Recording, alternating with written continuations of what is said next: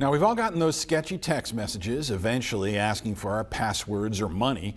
Well, now Google is taking action. Ashar Qureshi has an inside look at how the tech giant is fighting back against scammers trying to steal your information. If you've ever gotten a text like this, it could be part of a global phishing operation. The text looks legit, but it's a scam.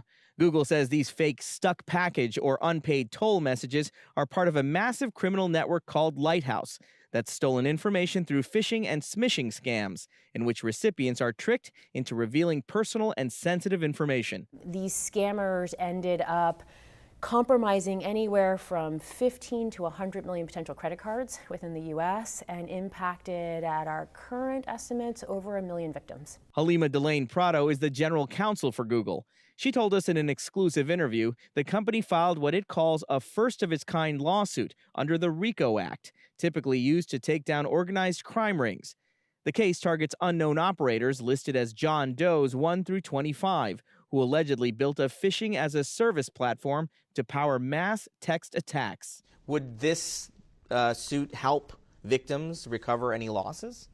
I would say specifically no. The idea for this is to actually be a deterrent for future criminals to create similar enterprises. It's also to take down the infrastructure in and of itself. The company says it found more than 100 fake sites using Google's logo to trick people into handing over passwords or credit card numbers.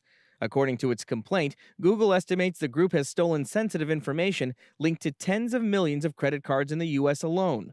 Alongside the lawsuit, Google is throwing its support behind 3 bipartisan bills aimed at curbing scams and fraud. What's the single biggest change you'd like to see in U.S. law?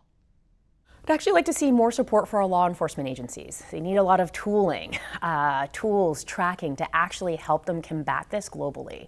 And so looking at common sense bipartisan legislation that helps that effort is the sort of biggest bang for the buck. Cybersecurity firm CEO Kevin Goschak says while recovering lost money is a challenge, legal action could make a dent. Do you think lawsuits like Google's will actually deter scammers, or is it mostly symbolic? It has an impact on the ecosystem. So there's really kind of right now 3 major players. And really, I think what they're looking to do is send a message to all 3. It's like you go after the big one.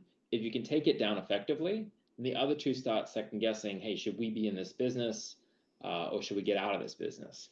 Google's move may be as much about precedent as punishment, using a racketeering law from the 1970s to target a 21st century digital crime. To avoid text scams, never click on links or reply to unknown messages. On your iPhone, turn on Filter Unknown Senders and Filter Junk. On Android, switch on Spam Protection and forward any scam text you get to SPAM or 7726. That'll help your mobile carrier investigate and block future spam. Just remember, those filters can also catch legitimate messages from numbers not in your contacts. So you should check your unknown senders or spam folder once in a while. Ashar Qureshi, CBS News.